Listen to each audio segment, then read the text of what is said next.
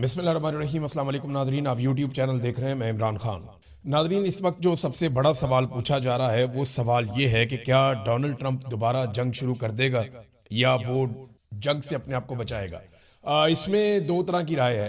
ज़्यादा लोगों का ये मानना है कि Donald Trump full fledge war में दोबारा नहीं जाएगा। उसकी वजह यह है कि डोनाल्ड ट्रंप को जंग के लिए जिस तरह की सपोर्ट चाहिए वो डोनाल्ड ट्रंप को अपने इत्तेहादियों की जानिब से या दुनिया की जानिब से या वो ममालिक जो पहले अमेरिका के साथ मिलकर जंग में जाते थे उनकी जानिब से वो सपोर्ट मिली नहीं है। इस पे एक बड़ा ज़बरदस्त आर्टिकल द इकोनॉमिस्ट ने भी लिखा है कि ट्रंप दोबारा जंग की तरफ नहीं जाएंगे। वो समझ चुके हैं कि उन्हें ये जंग शुरू ही नहीं करनी चाहिए थी। सारे एक्सपर्ट ये कह रहे हैं कि जंग में कम से कम किसी एक की शिकस्त होती है। अगर ईरान में जारी जंग में सीज फायर से जंग का खात्मा हुआ तो सबसे बड़ी शिकस्त खाने वाले अमरीकी सदर डोनाल्ड ट्रंप होंगे, ये इकोनॉमिस्ट ने कहा। उनके मुताबिक ईरान के खिलाफ इस जंग ने अमरीकी ताकत को चलाने के नए तरीके के लिए सदर ट्रंप के विजन की कमजोरी को जाहिर किया है। ट्रंप दोबारा जंग की तरफ नहीं जाएंगे। अब वो समझ चुके हैं कि उन्हें यह जंग शुरू ही नहीं करनी चाहिए थी।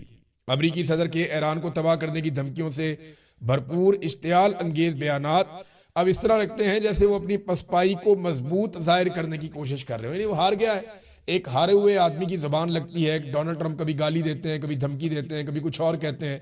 तो इन चीजों पे द इकोनॉमिस्ट ने कहा कि ट्रंप जानते हैं कि नई जंग मंडियों में खौफो हरास पैदा करेगी और सुनहरी दौर के दावे के बाद वो खुद को मजायका खेज बना सकते हैं। हालात दुनिया के खराब होंगे, ट्रंप की मकबूलियत खराब हो जाएगी। ट्रंप के तीन बड़े मकासद मशरक़ वस्ता को ज्यादा महफूज और खुशहाल बनाना, ईरानी हुकूमत का खात्मा करना और ईरान को मुस्तकिल तौर पर जोहरी ताकत बनने से रोकना बड़ी हद तक पूरे ही नहीं हो सके।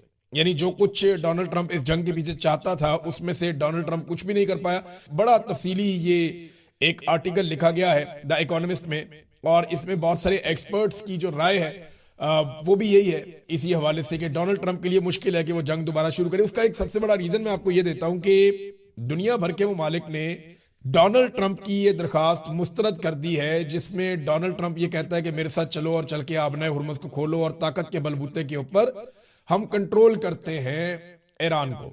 लेकिन ये बात मानी नहीं जा रही डोनाल्ड ट्रंप की। अब जिन ममालिक से डोनाल्ड ट्रंप ने रिक्वेस्ट की है जरा वहां से जो इतला आई है वो देख लें आप। बरतानिया ने डोनाल्ड ट्रंप की ये रिक्वेस्ट नहीं मानी, वो अब इस लड़ाई के अंदर नहीं जा रहा, उन्होंने कैटेगोरिकली कह दिया। इटली ने भी यही कहा, स्पेन ने भी डोनाल्ड ट्रंप का आइडिया मुस्तरद कर दिया, जापान ने भी मुस्तरद कर दिया। फ्रांस हिचकिचाहट का शिकार है। मैक्रोन आपको पता है वो कभी हाँ कभी ना, लेकिन मैक्रोन अपने आप को यूरोपीय यूनियन से अलग नहीं कर सकता। नॉर्वे इन्होंने भी मुस्तरद कर दिया, कनाडा ने भी मुस्तरद कर दिया, ऑस्ट्रेलिया ने भी मुस्तरद कर दिया है। याद रखिएगा ऑस्ट्रेलिया समंदरों के अंदर अमेरिका के सबसे बड़े इत्तेहादियों में से एक है, क्योंकि एक क्वाड नाम की तंजीम है जो बनी हुई है जिसमें 4 ममालिक हैं, अमेरिका है, ऑस्ट्रेलिया है, जापान है, इंडिया है। तो ऑस्ट्रेलिया के बड़े जबरदस्त ताल्लुकात हैं अमेरिका के साथ दिफाई नौइयत के, लेकिन ऑस्ट्रेलिया ने भी मना कर दिया। चीन ने कोई जवाब नहीं दिया, नीदरलैंड ने कोई जवाब नहीं दिया, जनूबी कोरिया कोई तस्दीक उनकी तरफ से नहीं हो सकी कि वो डोनाल्ड ट्रंप के साथ जाएंगे या नहीं। दुनिया के वो तमाम ममालिक जो तगड़े ममालिक हैं, बड़े ममालिक हैं, वो डोनाल्ड ट्रंप के साथ खड़े नहीं हो रहे और जो भी डोनाल्ड ट्रंप के साथ खड़ा हो रहा है उसको इसका नुकसान हो रहा है। अभी मैं आपको एक बहुत बड़ी खबर देने वाला हूं, लेकिन उससे पहले आपको एक बड़ी इंटरेस्टिंग खबर मैं आपको बताता हूं कि डोनाल्ड ट्रंप का एक बहुत बड़ा एसेट था यूरोपीय यूनियन में, हंगरी का वजीर आजम। ये जो हंगरी का वजीर आजम है ये 16 साल से वहां पे इक्तदार में है। तगड़ा आदमी है ना, तभी तो इक्तदार में है, बड़ा मकबूल आदमी है और ये अमेरिका का बहुत बड़ा हामी है और डोनाल्ड ट्रंप की पॉलिसी के मुताबिक चलता है। तो डोनाल्ड ट्रंप का खास आदमी है। जब पूरा यूरोपीय यूनियन डोनाल्ड ट्रंप के खिलाफ बोल रहा था या यूरोपीय ममालिक डोनाल्ड ट्रंप की पॉलिसी से इख्तलाफ कर रहे थे, तो ये वो वाहिद आदमी था जो हंगरी का वजीर आजम विक्टर ऑरबान ये डोनाल्ड ट्रंप की सपोर्ट कर रहा था।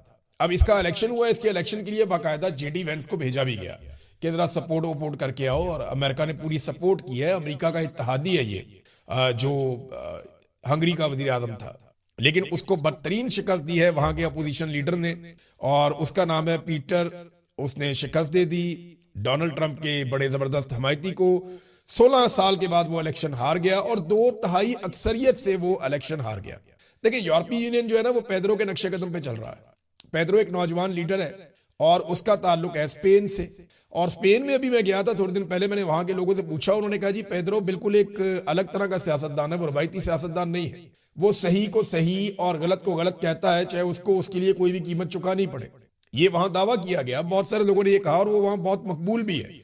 लिहाजा डोनाल्ड ट्रंप का एक हमायती भी इलेक्शन हार गया। अब वहां पे जो दूसरी हुकूमत बनेगी, तो जो कुछ हमायत थोड़ी बहुत ट्रंप के पास यूरोपीय यूनियन में थी, वो भी ऐसा लगता है कि अब नहीं होगी। एक एक करके इत्तेहादी डोनाल्ड ट्रंप से दूर जा रहे हैं।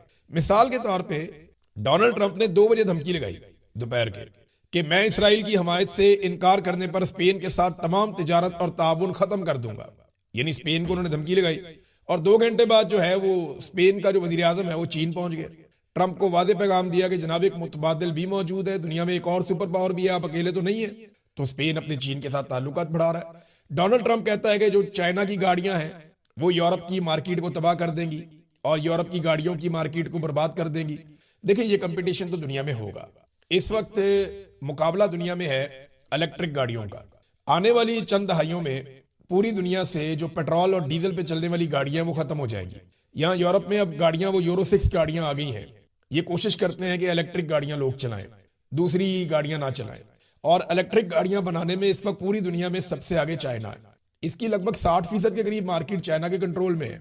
जापान में गया था, मैंने वहां लोगों से पूछा, उन्होंने कहा जी हम कोई ऐसी काबिल जिक्र शानदार इलेक्ट्रिक गाड़ी नहीं बना सके जिसकी हम दुनिया के सामने रख सकें। वहां कंपनियां कोशिश कर रही हैं, लेकिन जिस तरह चाइना आगे निकल गया, जिस तरह नए नए मॉडल उन्होंने बनाए और जितनी जबरदस्त टेक्नोलॉजी से वो गाड़ियां बना रहे हैं, और चाइनीज गाड़ियां बहुत जल्दी चार्ज होती हैं, बहुत ज्यादा देर तक चलती हैं, तो उनकी क्वालिटी बड़ी शानदार है। फिर चाइना ने एक नई टेक्नोलॉजी पे काम किया है, बल्कि उन्होंने ऑफर भी किया कि हम आपके मुल्क के अंदर जैसे पेट्रोल पंप हैं, इस तरह हम बहुत सारे एरिया पेट्रोल पंपों में बना देंगे जहां बॉक्सेस पड़े होंगे, जहां पे आके कोई आदमी अपनी गाड़ी रोकेगा, एक बॉक्स निकालेगा और वो वहां रखेगा, और वहां से एक बॉक्स उठाएगा जो चार्ज हुआ हुआ है उसको अपनी गाड़ी में रखेगा और चला जाएगा। 500 किलोमीटर अब वो और जा सकता है। तो उनका ये फॉर्मूला है कि हम पूरे यूरोप के अंदर जगह जगह पे एक ऐसे स्टेशन लगा देंगे जहां पे बॉक्सेस पड़े हुए होंगे छोटे से। वो बॉक्स के अंदर बैटरी है, आपने गाड़ी में से अपनी बैटरी निकाली और वहां रख दी, वो ऑटोमेटिक चार्जिंग पे लग गई, और वहां से एक बैटरी जो चार्ज है वो उठाई और गाड़ी में रख दिया, 500 किलोमीटर फिर चले जाए। तो इस किस्म की फैसिलिटी भी चाइना कह रहा है। तो चाइना बहुत आगे निकल गया। अमेरिका के बाद बहुत थोड़ी मार्केट है, दूसरे नंबर पे दुनिया में अमेरिका है, पहले नंबर पे चाइना है। यूरोप भी अब इलेक्ट्रिक गाड़ियां बना रहा है, लेकिन चाइना दुनिया की मांग पूरी कर सकता है। अमेरिका को इस बात का डर है कि चाइना अगर अपनी गाड़ियां ले आया तो फ्यूचर में चाइना को ही सारा पैसा मिलेगा और ये सारी इंडस्ट्री वो खा जाएगा। तो अमेरिका को ये प्रॉब्लम तो है। अब डोनाल्ड ट्रंप ने धमकी लगाई थी स्पेन को, स्पेन ने क्या किया वो आपने देख लिया। मैं अब आपको एक और चीज बताता हूं। कनाडा के साथ अमेरिका के बड़े जबरदस्त दिफाई ताल्लुकात हैं और ये बड़े पुराने ताल्लुकात हैं। अब जो कैनेडियन हुक्मरान हैं उन्होंने बाकायदा एक स्टेटमेंट दे दिया। उन्होंने कहा वो दिन चले गए जब हम अपने हर फौजी डॉलर में से 70 सेंट अमेरिका को भेजते थे। यानी कनाडा की फौज का जितना बजट होता था उसका 70% वो अमेरिका को भेज देते थे। यानी हर फौजी डॉलर, यानी फौज का डॉलर वही है ना जो फौज के लिए मुख्तस हो जाता था कि जनाब इससे फौज की चीजें लेनी है।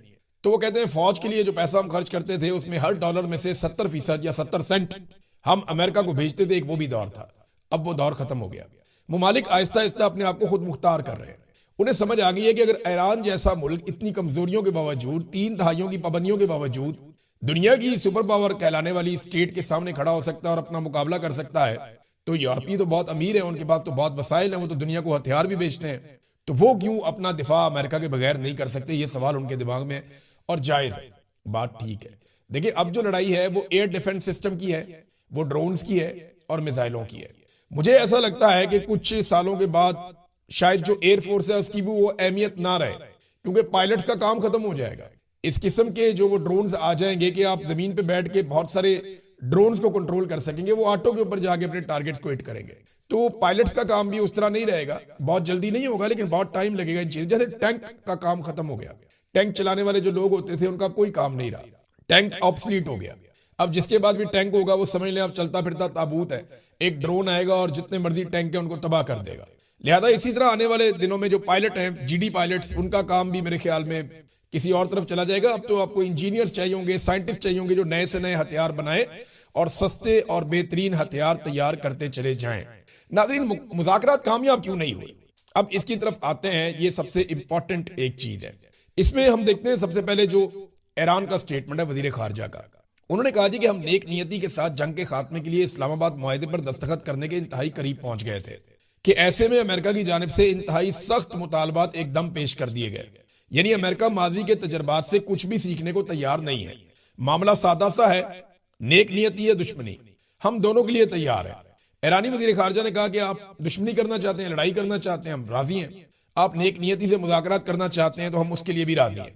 और मुज़ाकरात में वो कहते हैं जी हम बहुत करीब पहुंच गए थे। देखिए, मैं एक बात जानता हूं, डोनाल्ड ट्रंप को आप जरा थोड़ा समझें। अगर डोनाल्ड ट्रंप ने मुज़ाकरात कामयाब करवाने होते तो वो उसका क्रेडिट खुद लेता, किसी और को ना देता। हत्ता कि वो अपने नायब सदर जेडी वेंस को भी इसका क्रेडिट कभी ना देता। डोनाल्ड ट्रंप को क्रेडिट लेने का शौक है। उसने अपने मुंह से कहा कि उसको अपनी तारीफ करवाना बहुत पसंद है। वो नालायकों के आसपास रहता है ताकि उसकी तारीफ होती रहे। जेडी वेंस के पास मौका जरूर था, लेकिन जेडी वेंस के पास इख्तियारात नहीं थे। अमरीकी नायब सदर जो पाकिस्तान आए, उनके इख्तियारात इतने ही थे कि उन्होंने लगभग 1 दर्जन मरतबा डोनाल्ड ट्रंप से राब्ता किया, नेतन्याहू से भी राब्ता किया, और जब उन्हें कहा गया तो वो मुज़ाकरात बीच में छोड़कर वापस चले गए एक ऑफर देकर। तो जेडी वेंस के बारे में लोग कहते हैं कि ये जो कैनेडी था अमरीकी सदर, ये उसकी तरह लगता है और उसकी तरह बोलता चालता है, उसकी तरह बॉडी लैंग्वेज है, चलता भी है, तो ये बहुत बड़ा लीडर बनेगा, लोग ये कहते थे। लेकिन उसने ये मौका जाया किया और ऐसा दिखाई दिया कि उसके पास कोई इख्तियार नहीं था। डोनाल्ड ट्रंप ने पहले कहा भी था कि अगर मुज़ाकरात कामयाब होंगे तो क्रेडिट मैं लूंगा, अगर नाकाम होंगे तो मैं जेडी वेंस पे डाल दूंगा। लोग इस बात पे हंसे थे, लेकिन मैंने इस बात को सीरियस लिया था कि एक्चुअली डोनाल्ड ट्रंप ऐसा ही है, वो यही करेगा। तो ट्रंप को यह पता था कि अगर मुज़ाकरात देखें वाकई उन्होंने कामयाब करने होते तो ट्रंप खुद आता या खुद किसी जगह पे ऐसी जगह मुज़ाकरात करता जहां वो शामिल होता या अपनी इन्वॉल्वमेंट रखता। तो वो नहीं किया डोनाल्ड ट्रंप ने, अपनी टीम भेजी और मुज़ाकरात जो है वो नाकाम हो गए। और डोनाल्ड ट्रंप ने तो पहले ही अनाउंस कर दिया था। अब एक चीज और है, ट्रंप ने एक बात का एतराफ किया है जो मैंने आपको अपने पिछले वीलॉग में बताया था। डोनाल्ड ट्रंप ने कहा कि हमारा जो मुकाबला हुआ है वो बड़े शानदार लोगों के साथ हुआ है। मैंने आपसे कहा था ना कि ये तो चारों पीएचडी थे जो ईरान वाले थे, डॉक्टरेट, शानदार लोग, पढ़े लिखे लोग। और अमेरिका के वफ्द के अंदर लोग जो है वो ताल्लुकातदारी के ऊपर, सियासी नौयत के ऊपर, और वो और तरह के लोग थे, पॉपुलर लोग थे। लेकिन ये लोग बहुत टेक्निकल लोग थे जो ईरान की तरफ से आए थे, तो मुकाबला नहीं था ज़हनी सलाहियतों का। इस बात का एतराफ डोनाल्ड ट्रंप ने भी किया। डोनाल्ड ट्रंप ने कहा जिन अफराद से कल हमारी मुलाकात हुई, सच कहूं तो वो बहुत ज़हीन, बहुत तेज नजर और बहुत आला किस्म के लोग हैं। फिर वो ये कहता रहा कि हमने उनको बहुत नुकसान पहुंचाया, हमने उनको जंग हरा दिया, ये वो तो डोनाल्ड ट्रंप कहता है, हमेशा से कहता है। लेकिन डोनाल्ड ट्रंप ने इस बात का एतराफ किया कि ये बड़े ज़हीन लोग हैं। लेकिन डोनाल्ड ट्रंप क्या उतना ज़हीन है? क्योंकि अब जो काम डोनाल्ड ट्रंप करने जा रहा है ना, ये अजीबोगरीब काम है। इससे पहले हमने इसको ऐसे सुना नहीं है। डोनाल्ड ट्रंप ने ये ऐलान कर दिया कि वो आबना हुर्मुज़ की नाकाबंदी कर देगा। ये एक अजीबोगरीब चीज है। ईरान ने आबना हुर्मुज़ को बंद किया हुआ है, डोनाल्ड ट्रंप कहता है हम बाहर से बंद कर देंगे। ईरान अगर अंदर से बंद करेगा तो जिस जहाज को ईरान छोड़ेगा हम उस जहाज को नहीं जाने देंगे। ये बाहर से नाकाबंदी। हम बचपन में ना एक लतीफा सुनते थे और उसमें वो एक नसीहत की तरह का लतीफा था कि अगर कोई अंदर से कुंडी लगा ले और दरवाजा बंद कर ले तो फिर आप बाहर से कुंडी लगा लें, क्योंकि हर दरवाजे में दोनों तरफ कुंडी होती है। तो दरवाजा खोलने की बजाय बाहर से कुंडी। डोनाल्ड ट्रंप ने वो बचकाना हरकत की है। ईरान पहले ही आपने हुर्मुज़ को बंद करके कंट्रोल करके बैठा हुआ है। अब अमेरिका जो है वो ईरान के खिलाफ एक महाज खोल रहा है कि जनाब देखिए ये दुनिया को नहीं चलने दे रहा, देखो ये दुनिया को तेल ले जाने नहीं दे रहा। अब साथ में डोनाल्ड ट्रंप ने कह दिया जनाब जिनको ये तेल ले जाने देगा उनको हम रोक लेंगे। तो अब डोनाल्ड ट्रंप खुद भी उसी सफ में आ गया, अमेरिका को वहीं पे ले आया कि अगर ईरान तेल नहीं जाने दे रहा तो जो वो जाने दे रहा है उसको अमेरिका रोक रहा है। ये तो अमेरिका अपनी मुखालफत के अंदर इजाफा करवा लेगा दुनिया में और कुछ नहीं करेगा। अमरीकी सदर ने कहा कि अमेरिका जल्द ही उन तमाम जहाजों की नाकाबंदी शुरू कर देगा जो आपने हुर्मुज़ में दाखिल होने या वहां से निकलने की कोशिश करेंगे, और वो काम आज से वो करेंगे। हालांकि ये जंगबंदी का टाइम है, लेकिन अमेरिका ने अनाउंस कर दिया कि आज से वो ऐसा ही करेगा। इस पे ईरान के जो स्पीकर है कालीबाफ, उन्होंने एक बयान दिया। उन्होंने कहा अमेरिका को फैसला करना होगा कि क्या वो ईरान का एतमाद हासिल करने के लिए तैयार है या नहीं। ट्रंप की हालिया धमकियों का ईरानी कौम पर कोई असर नहीं होगा, हम ये साबित कर चुके हैं। हमारी बातचीत बहुत शदीद, संजीदा और मुश्किल थी। हमने मजबूत तजावीज़ पेश की जो नेक नियति जाहिर करती हैं और पेशरफ्त का बायस बनेगी। हम अमेरिका पर एतमाद नहीं करते, उन्हें हमारा एतमाद हासिल करना होगा, जो उनके माजी के इक़दाम की वजह से बहुत मुश्किल है। ईरानी कौम अपने रास्ते पर आगे बढ़ रही है और अपनी सलाहियतों पर इंसार कर रही है। हमारा वफद मुत्तहद, संजीदा और ईरान के हकूक के दिफा में तख्लीकी था। उनकी धमकियों का कोई असर नहीं। ये सिर्फ नारा नहीं, दुनिया ने उसे देख लिया है। अगर अमेरिका रास्ता चाहता है तो उसे ईरानी कौम का एतमाद हासिल करना होगा। अगर आप लड़ेंगे तो हम भी लड़ेंगे, और अगर आप मंतक के साथ आएंगे तो हम भी मंतक के साथ, दलील के साथ उसका जवाब देंगे। तो ये कालीबाफ ने कहा डोनाल्ड ट्रंप की धमकी के बाद। ये अजीबोगरीब धमकी है, लेकिन इस धमकी में भी डोनाल्ड ट्रंप को वो सपोर्ट हासिल नहीं है। देखिए, पहले डोनाल्ड ट्रंप ने दावा किया कि इस वक्त आपने हुर्मुज़ में अमेरिकी फोर्सेस के जो जहाज हैं वो बारूदी सुरंगों को साफ कर रहे हैं, लेकिन उसके बाद ईरान ने कहा जी हमने तो उनको यहाँ पे आने नहीं दिया, बल्कि जो आ रहे थे उनको हमने यहाँ से भगा दिया कि चले जाओ यहाँ से। और अब डोनाल्ड ट्रंप कह रहा है कि हम दूर खड़े होकर, काफी दूर जाकर ईरानी मिसाइलों की हद से बाहर निकलकर जो जहाज ईरान छोड़ेगा हम उनका रास्ता रोकेंगे और उन्हें वहां से नहीं जाने देंगे। अब ये प्रॉब्लम पाकिस्तान के लिए भी होगा, ये प्रॉब्लम इंडिया के लिए भी होगा।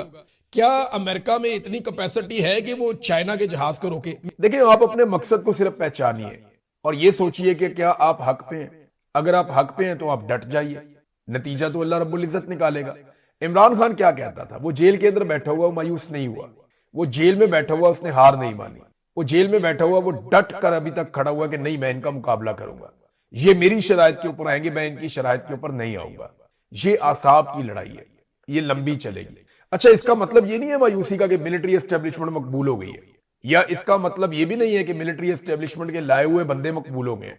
ये जब भी इलेक्शन होगा सारा पाकिस्तान निकलकर एस्टेब्लिशमेंट की मर्जी के खिलाफ ही वोट डालेगा। इसका मतलब ये नहीं है। हाँ, ये जरूर है कि लोग एफर्ट अपनी थोड़ी सी कम कर देते हैं, जोर लगाना बंद कर देते हैं क्योंकि लोग मायूस हो जाते हैं, लेकिन लोग अपनी राय नहीं बदलते, ये हम सब जानते हैं। राय लोगों की वही रहती है जहां उन्हें मौका मिलता है। जैसे ही उम्मीद की कोई किरण आएगी ना, आप देखेंगे लोग कैसे निकलेंगे। जैसे ही थोड़ी सी उम्मीद आएगी, ठंडी हवा चलेगी या कोई एक इंसिडेंट होगा, आप देखिएगा लोग कैसे निकलेंगे और कैसे ताकत पकड़ेंगे। तो जो लोग मायूस हो रहे हैं ना, मेरी उनसे ये गुजारिश है कि आप मायूस ना हो, आप सिर्फ ये सोचें कि आप हक पर हैं। अगर आप हक पर हैं ना तो आप डट जाएं, जितना लड़ सकते हैं उतना लड़ लें। कोई छोटी बात करता है, कोई बड़ी बात करता है, कोई बहुत बड़ी बात करता है, कोई बात नहीं करता, दुआ कर लेता है। जो जैसे कर सकता है, जितना हिस्सा डाल सकता है वो उतना हिस्सा डाले। मायूस नहीं होना आपने, क्योंकि मायूसी पाकिस्तान की मिलिट्री एस्टेब्लिशमेंट का सबसे बड़ा हथियार है। वो यही करते हैं, हमेशा आपको मायूस कर देते हैं। नहीं नहीं, इस मुल्क का कुछ नहीं बनना, ओ यार यही चलाते हैं, यही चलाते रहेंगे। ऐसे नहीं, कोशिश करें, जोर लगाए, थोड़ा लगाए, ज्यादा लगाए, पॉज लेना ना। आप रेस्ट करना चाहते हैं, आप थक गए इससे, निकल जाएं इसमें से थोड़े दिन के लिए, अपने आप को फ्रेश करें, फिर वापस आए, फिर नए सिरे से लड़ना शुरू करें। ये जल्दी खत्म होने वाली लड़ाई नहीं है, चलेगी। अभी इमरान खान साहब बाहर भी आ जाएंगे ना, फिर भी चलेगी। इमरान खान साहब की हुकूमत भी आ जाएगी ना, फिर भी चलेगी। ये लड़ाई अब इस कौम को एक दफा मंतकी अंजाम तक पहुंचानी पड़ेगी। हो सकता है साल, 2 साल, 10 साल, 20 साल, लेकिन अपने आप को इसके लिए तैयार रखें। आप ऐसा इसको लाइफस्टाइल आपको बनाना पड़ेगा कि ठीक है आप बाकी सारे काम कर रहे हैं, जिंदगी नॉर्मल गुजर रही है, लेकिन अपना एक मौकिफ आपने रखा हुआ है कि पाकिस्तान के फैसले पाकिस्तान की आवाम करेगी।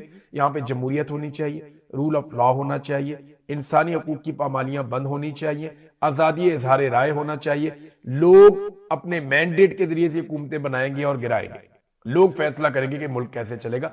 इसके ऊपर आप डट जाएं तो आप देखिएगा एक दिन आप जीत जाएंगे, क्योंकि लड़ाई अभी बड़ी लंबी चढ़नी है। देखिए ना, इन्होंने इतनी मेहनत करके इतनी बड़ी एम्पायर खड़ी की है, इतने सारे कारोबार हैं, इतना सारा मुनाफा है, इतने बड़े बड़े ओहदे हैं, उनके अंदर इतना सारा इस्तिस्ना है, उनके अंदर इतनी सारी सहूलियात हैं। अब ऐसे तो नहीं कोई छोड़ देता। दूसरी तरफ पाकिस्तान की कौम है, वो ये जानती है कि वो लगातार पिसते चले जा रहे हैं, पिसते चले जा रहे हैं, कौम को मिलता ही कुछ नहीं है, कौम तो परेशान है। तो ये लड़ाई लंबी चलेगी। नादरीन, कोर कमांडर्स की एक कॉन्फ्रेंस हुई है और उसकी जो अहम तरीन चीजें सामने आई वो मैं आपके सामने रख देता हूं। एक तो जो पानी का मसला है वो उसमें डिस्कस हुआ, ये बहुत इंपॉर्टेंट है। देखिए, जो DGISPR है उन्होंने बड़े जोरदार तरीके से कहा था कि तुम हमारा पानी बंद करोगे, हम तुम्हारा सांस बंद कर देंगे। तो ये जो सांस बंद करने वाला मामला है, इसको अब आगे बढ़ना चाहिए। इंडिया से हर हाल में पाकिस्तान को अपना पानी खुलवाना पड़ेगा। हम जाके लीबिया में, हम जाके सूडान में, दुनिया के दूर दराज इलाकों में हम सालसी करवाने की कोशिश करते हैं। हम यहाँ पे ईरान और अमेरिका के बीच में सालसी करवाने की कोशिश करते हैं। तो क्या हम इंडिया के साथ अपना पानी का मसला हल नहीं करवा सकते? जब आप दुनिया के काम आते हैं तो दुनिया से बोलें कि वो आपकी मदद करें, और जो आपका हक, आपका पानी इंडिया रोक रहा है, वो खुलवाने में आपकी मदद की जाए, आपको सपोर्ट की जाए। तो हर हाल में पाकिस्तान का पानी खुलना चाहिए और पुरअमन तरीके से खुलना चाहिए। लेकिन पानी का मसला इतना सीरियस है कि अगर इसके ऊपर खुदा ना खास्ता कोई लड़ाई भी लड़नी पड़े तो पाकिस्तान को लड़नी पड़ जाएगी। ये हर पाकिस्तानी जानता है और पाकिस्तान की एस्टेब्लिशमेंट भी जानती है। तो इसके ऊपर अच्छी बात है कि डिस्कशन हुई है। तो मैं उम्मीद करता हूं कि भारत के साथ अब इस मामले पे आगे बढ़ेंगे। कश्मीर के इशू के ऊपर बात हुई, लेकिन यहाँ पे बात हुई मकबूल